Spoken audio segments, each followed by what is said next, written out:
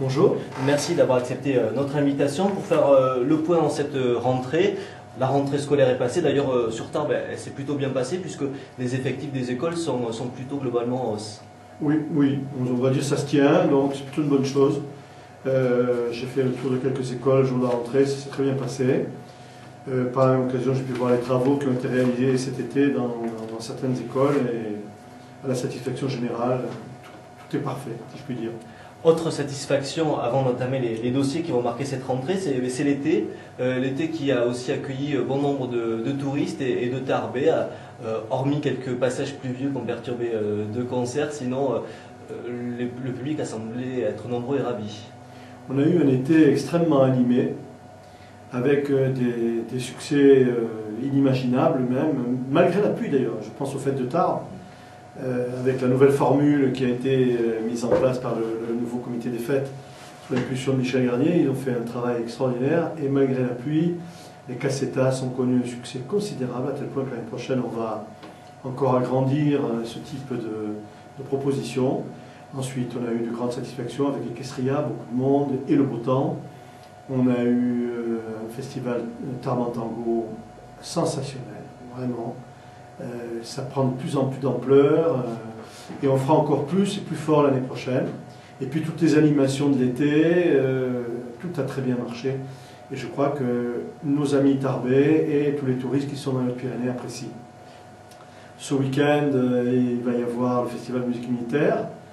Puis début octobre, Terroir, qui marquera en quelque sorte le terme des manifestations de l'été. Puis ensuite, on pensera déjà aux animations de Noël.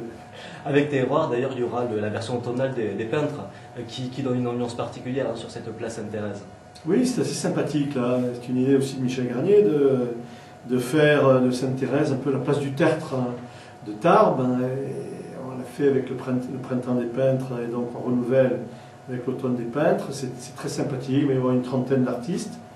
Il va y avoir des peintres, des sculpteurs, des caricaturistes. Et tout ça crée une ambiance autour de Terroir qui va être, je le pense, très très appréciée par les Tarbais. Puisque vous parliez du comité des fêtes qui est très actif, lundi soir au conseil municipal on a pas mal parlé de jeunesse.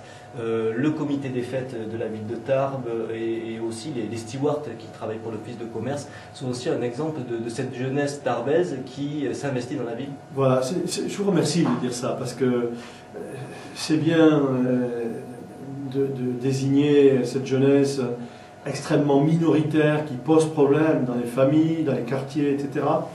Mais c'est encore mieux de montrer les jeunes qui s'engagent, qui ont envie de faire quelque chose, qui sont sérieux, qui démontrent des qualités exceptionnelles. C'est le cas des stewards de ville.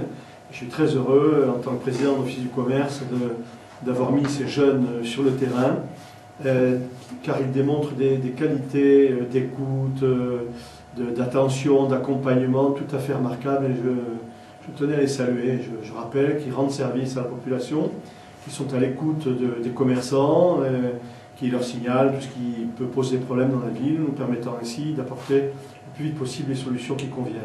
Oui, puisqu'il y a un réel effort qui est fait sur le dynamisme du centre-ville. On ne va pas revenir sur les projets de commerciaux qui vont fleurir ces prochaines années dans le Grand Tarbes, on va dire, à travers les agrandissements ou les créations. Le centre-ville doit être redynamisé dès aujourd'hui et pas attendre qu'il décline. Moi, mon souci consiste à dire à tous les Tarbaises et Tarbais et les Hauts-Pyrénéens que le centre commercial le plus important du département, c'est le centre-ville de Tarbes. C'est le centre commercial le plus important. Et donc, chaque client peut trouver dans ce centre commercial le plus important tout ce qu'il veut, tout ce qui peut correspondre à ses attentes. Et avec la qualité, l'accueil, l'écoute, le conseil et les prix. Ensuite, il y a des offres en périphérie, avec un avantage par rapport au centre-ville, c'est les parkings gratuits, encore que le samedi, les parkings sont gratuits sur la ville de Tarbes. Et mon souci est de faire en sorte que ce centre commercial le plus important que représente le centre-ville, puisse bénéficier d'une offre la plus complète possible. C'est ainsi qu'on va avoir H&M dans quelques mois qui va ouvrir, qui va être un pôle d'attraction extrêmement important pour le centre-ville. que la nouvelle halle Broban dans le domaine de l'alimentaire pourra présenter une offre comparable en qualité et en prix aux offres périphériques les meilleures. Et mon souci est de faire en sorte que le centre-ville se dynamise. C'est pour ça qu'on a créé l'Office du commerce, qu'il y a les stewards de ville, que Tarbes Shopping fait un travail extrêmement important avec une dynamique incontestable.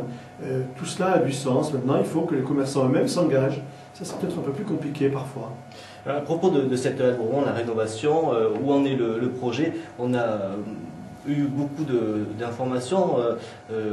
Avant, on a essayé l'opposition de l'époque, essayer de faire retarder le premier projet. Aujourd'hui, il y a une certaine impatience. Ils ont tout fait pour le faire retarder avant les élections de 2008. Et maintenant, ils manifestent une impatience en disant « mais alors, qu'est-ce que vous faites? Où en est le projet ?» etc. Ce qui est quand même un peu curieux, c'est qu'à chaque conseil municipal, M. Betz par exemple, nous dit « mais où vous en êtes? Où est votre projet ?» etc. Et que hier soir en conseil municipal, quand on lui a dit que le projet était sur les rails, que nous allions ouvrir les enveloppes des offres des entreprises pour les travaux, et il a été surpris en disant « mais ce projet c'est quoi en fait ?» Alors que l'architecte, M. Ducastin, qui a été choisi après une mise en concurrence, est venu présenter au conseil municipal son projet il y a plusieurs mois, on a l'impression que certains tombent des nues. Nous, on poursuit notre chemin. On a attendu que les engagements que nous avions avec SPI Immobilier soient arrivés à leur terme, c'est-à-dire en septembre 2009. Et à partir de septembre 2009, on a lancé un nouveau projet avec appel à la candidature pour des cabinets de maîtrise d'œuvre, avec toutes les procédures que vous pouvez imaginer. Et aujourd'hui, on en est à la veille des premiers coups de pioche qui vont être donnés avant la fin de cette année. En plus, parfois, il faut répéter l'information, même si on en a déjà parlé. C'est aussi l'occasion de rappeler à ceux qui utilisent déjà le marché Broban, et notamment les personnes âgées, que leurs commerçants seront toujours là pendant la durée des travaux. Il n'y a pas de fermeture. Les commerçants vont demeurer là où ils sont pendant la durée des travaux. C'est pour cette raison que nous sommes obligés de commencer les travaux par le côté est, où se trouve le garage Renault, et que nous devons disposer d'un espace libre, disponible, pour pouvoir effectuer les travaux. Quand la nouvelle halle sera installée côté est, eh bien les commerçants qui sont aujourd'hui côté ouest déménageront du jour au lendemain sans discontinuité dans leur activité. Et ils pourront disposer d'une halle moderne, aux normes les plus exigeantes en matière sanitaire, ce qui est naturel. Et je précise que tout cela, tous ces travaux, nous les faisons en étroite collaboration avec l'Association des commerçants de Broban, avec lesquels nous avons d'ailleurs signé une convention, et que ça se passe plutôt bien. Bon, on discute, il y a des points de divergence, mais ça marche plutôt bien. Alors qu'après, certains nous signalent, comme ce fut le cas encore hier soir en conseil municipal, qu'il y avait des opposants, mais moi je suis habitué dans tous les projets que je réalise d'avoir des opposants. Mon souci est de faire en sorte qu'il y ait le plus possible, et si possible une large majorité de personnes qui soient satisfaites. Concernant le garage Renault, est-ce que des nouvelles négociations ont été entreprises? Vous signaliez hier en conseil municipal qu'il y avait peut-être un arrangement qui pourrait être trouvé. J'ai toujours dit que je préférais un mauvais arrangement à un bon procès. Je ne suis pas, moi, un plaideur invétéré, j'ai horreur de ça. Et donc, j'essaie de privilégier la solution amiable. C'est pas facile, parce qu'on s'est quand même fait pas mal malmené par l'avocat du garage Renault, qui n'est pas un tendre. Mais malgré tout cela, je fais en sorte que nous puissions trouver une solution amiable.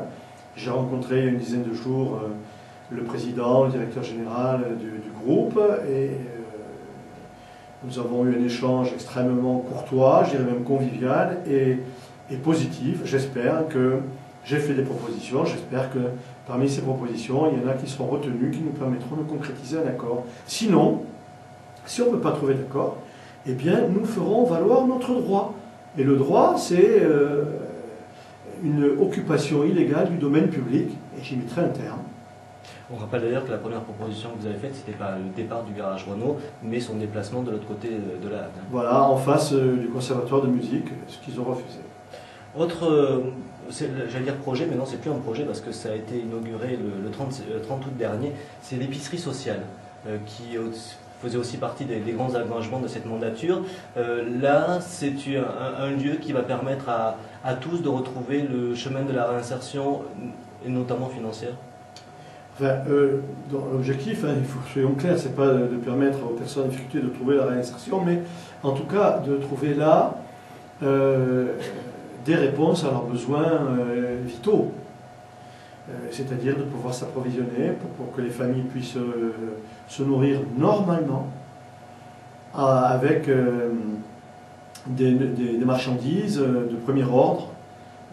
Il y a des produits frais, il y a de la viande, et puis il y a les produits d'épicerie traditionnels, mais à des prix incomparables, bien évidemment, qui sont de l'ordre de entre 5 et 10 fois moins cher que le prix courant. Mais bien évidemment, cette épicerie sociale est destinée à apporter ce service aux familles en difficulté, non pas au grand public. Nous n'avons nullement vocation à concurrencer le secteur marchand traditionnel, mais d'apporter une réponse précisément aux personnes qui ne peuvent pas aller dans les épiceries traditionnelles parce qu'elles n'en ont pas les moyens. Autre nouveau service qui a été inauguré récemment, c'est la crèche. La nouvelle crèche qui est installée en face du marché Broban. Là aussi, c'est une crèche qui a volonté à offrir un accueil plus large pour permettre aux femmes qui travaillent notamment de faire garder leurs enfants. Initialement, cette crèche, le projet, il avait vocation à apporter cette infrastructure en même temps que la nouvelle halle. Il y avait une cohérence. Les mamans vont faire les courses dans la nouvelle halle, elles peuvent laisser leur enfant dans la nouvelle crèche, la reprendre ensuite. Cette crèche, à la demande d'une population qui, malheureusement, a des obligations professionnelles extrêmement compliquées. Il y a des gens qui travaillent à 7 h le matin, donc ils pourront amener leurs enfants dès 6 h 30 et venir les rechercher le soir à 21 h 30. Donc c'est des plages horaires extrêmement souples et larges, avec la volonté d'apporter un service aux familles qui, précisément, ont des problèmes de garde de leurs petits-enfants. Moi, je suis très satisfait de cette réalisation, d'abord parce que, comme nous l'avons fait avec le Conservatoire de musique, elle apporte une plus-value à l'ensemble du quartier, comme le fera demain la nouvelle halle. Et puis, c'est une belle réalisation architecturale, avec une originalité que j'avais sollicitée de la part du cabinet d'Escazo. Et je suis très satisfait du résultat, parce que sur une surface au sol de l'ordre de 100 mètres carrés, on a fait une crèche qui permet d'utiliser plus de 300 mètres carrés et dans des conditions exceptionnelles. Et avec une architecture qui en plus s'adapte bien à ce quartier qui est aussi en pleine rénovation. Je voudrais qu'on parle de sécurité, car c'est l'un des sujets nationaux. C'est aussi bientôt, dans quelques jours, le début des caméras de surveillance. Ça avait fait l'objet de beaucoup de débats au conseil municipal. Sûrement qu'il y a encore des gens qui se demandent à quoi servent des caméras de surveillance. Vous avez récemment parlé du parc des Bois Blancs, qui a été inauguré samedi dernier et qui a fait l'objet de dégradation, de 3 agressions également. Est-ce que dans ce cas-là, des caméras de surveillance, je ne parle même pas des tirs qui ont eu lieu cet été à proximité, est-ce que dans ces cas-là, des caméras de surveillance peuvent être utiles ? À mon avis, les caméras de vidéoprotection ont vocation d'abord à protéger le patrimoine public. Il y a trop de biens publics qui sont saccagés et c'est l'argent des contribuables qui s'envole. Qu'il s'agisse de réverbères bousillés, de bancs démolis, etc. Ou comme on l'a vu sur le parc des Bois Blancs qui vient d'être inauguré, avec une magnifique réalisation offerte à ce quartier, en lui apportant aussi une valeur ajoutée incontestable. Il est évident que ces caméras de vidéoprotection auront pour résultat de nous permettre d'identifier les fauteurs de troubles, puisqu'il y aura un enregistrement et que nous avons également des caméras mobiles qui nous permettent en direct, sur un mur d'écran, de voir ce qui se passe dans chaque quartier dit sensible ou qui a déjà fait l'objet de pas mal d'agressions. Ce qui nous permettrait de faire intervenir la police immédiatement. Ce que je note, c'est que tous ceux qui engageaient des débats et qui se prononçaient contre les caméras de vidéoprotection sont les premiers maintenant, enfin pas les premiers, mais on va dire les seconds ou les deuxièmes, à les installer dans leur ville. Je pense au maire de Grenoble par exemple, qui était totalement hostile et qui est en train de s'installer à Grenoble. À Toulouse, même chose, mais on pourrait reprendre d'autres exemples. Je suis allé à Lyon, je suis allé chez André Gérin, à Vénissieux, qui est un maire communiste et qui m'a fait voir comment fonctionnait ce système de protection par caméra. Il en est très satisfait. Je ne dis pas que ça réglera tous les problèmes de délinquance, bien sûr que non. Mais j'espère qu'il y aura un effet dissuasif et dans le même temps, préventif si possible, et dans le même temps, ces caméras devront nous permettre d'intervenir immédiatement pour interpeller les fauteurs de troubles. Est-ce qu'aujourd'hui, vous parliez de quartier sensible, est-ce que cette notion-là est aujourd'hui exacte? Est-ce que la délinquance est vraiment concentrée à la périphérie? Est-ce qu'il n'y en a pas aussi sur Tarbes? Je pense notamment au centre-ville. Personnellement, j'y habite. Il y a eu encore un conteneur qui a brûlé, souvent au même endroit d'ailleurs, ces derniers jours. Est-ce que justement ces caméras en maillant toute la ville va permettre de diminuer cette petite délinquance qui semble s'installer, je parle de Tarbes parce qu'on est sur Tarbes, mais qui est propre à toutes les villes, en fait, oui, et même à la campagne d'ailleurs. Bon, d'abord, un constat, on ne peut pas dire qu'il y a une délinquance importante sur la ville de Tarbes. Quand on regarde les statistiques nationales, nous sommes plutôt en fin de peloton, on n'a pas une délinquance très importante. Par contre, on a quelques fauteurs de troubles qui se comptent parfois sur les doigts des deux seules mains, qui sont souvent des mineurs, qui posent problème quand même parce qu'il n'y a aucune autorité, ni autorité parentale, ni autorité des maîtres, autorité de personne, ni autorité de la police, qui n'ont peur de rien, ni autorité de la justice, ils n'ont peur de rien, de personne. Ça, c'est un vrai problème de société dans notre pays.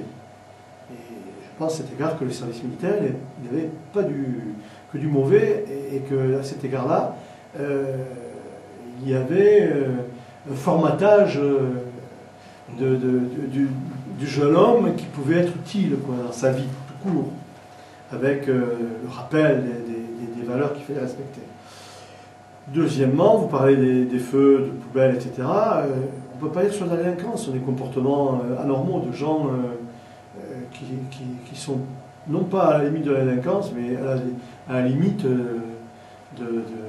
du normal, quoi. On a déjà interpellé quelques personnes qui étaient responsables de ce type d'incident. Je rappelle que moi j'ai un de mes amis qui est mort à la suite d'un incendie d'une poubelle dans un immeuble de Gonesse. Tout ça parce qu'un jeune imbécile, un soir, voulait faire le malin avec des copains parce qu'il était un peu éméché. Voilà, est-ce que c'est réellement de la délinquance? De même que quand ils sortent de boîte de nuit un peu éméchés qui mettent le feu au palmier, est-ce que c'est de la délinquance? C'est de l'inconscience.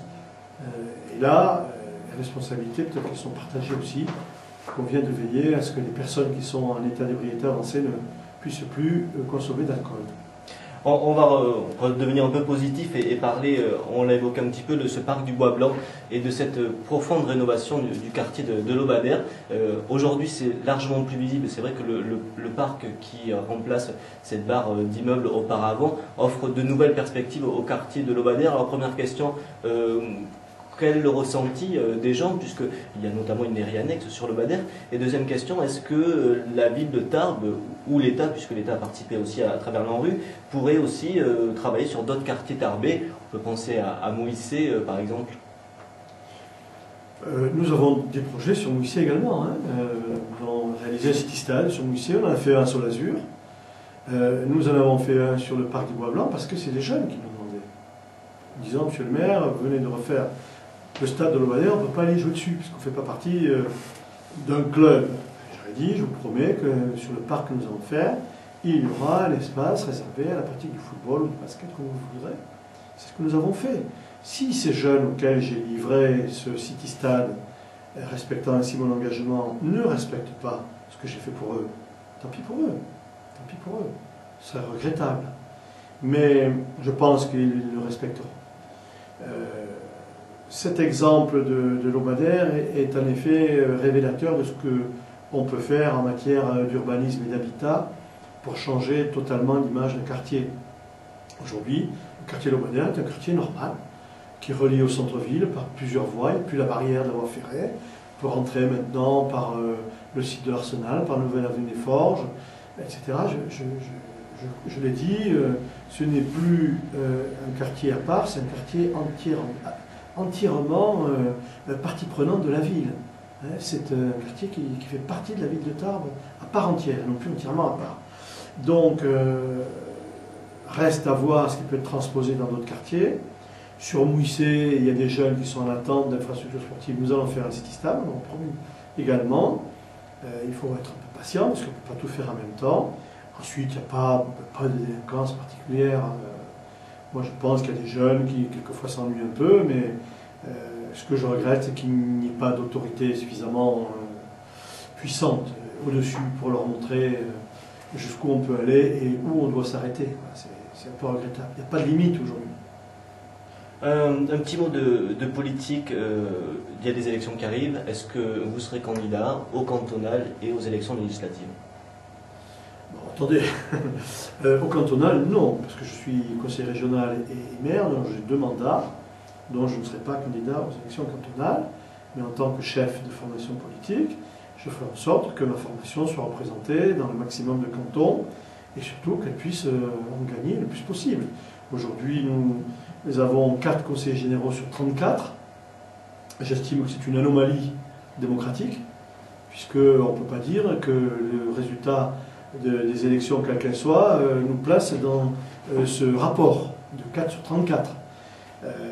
Donc si on avait une quinzaine, une douzaine, une quinzaine d'élus, ce ne serait pas choquant, comme on en avait d'ailleurs en 1994, où à un siège près, nous avons raté la présidence du Conseil général. Il y a peut-être beaucoup de choses qui ont changé dans le département depuis.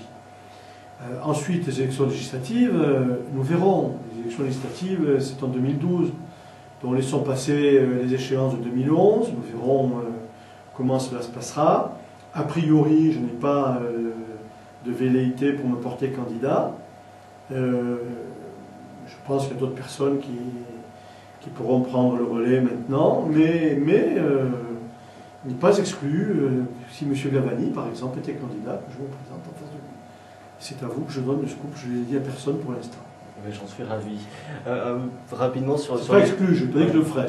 Pas on a bien noté, il n'y a pas de souci. Pour revenir sur les élections cantonales, vous n'êtes pas obligé de me répondre, mais on avait vu la dernière fois que, en gros, ce sont les candidats, les conseillers généraux de droite qui auraient pu faire basculer la présidence. On a noté depuis 2 ans et demi vos très bons rapports avec Joseph Durieux en tant que président du Conseil général.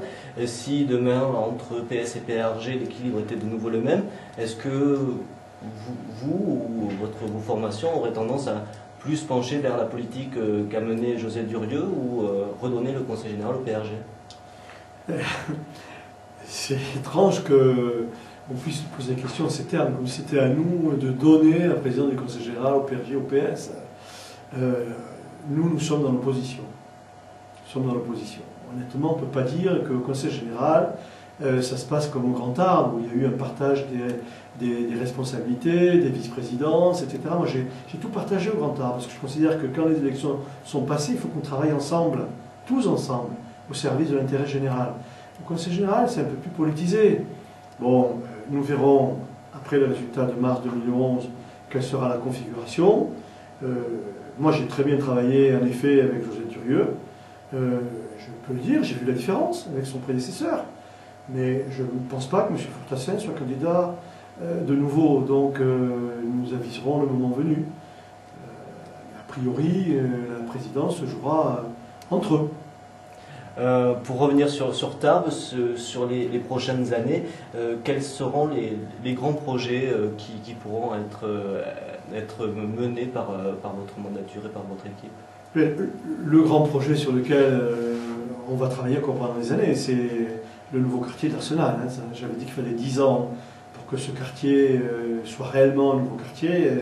On en est à 2 ans quasiment, ça commence à avoir une certaine tournure, mais il faut être patient.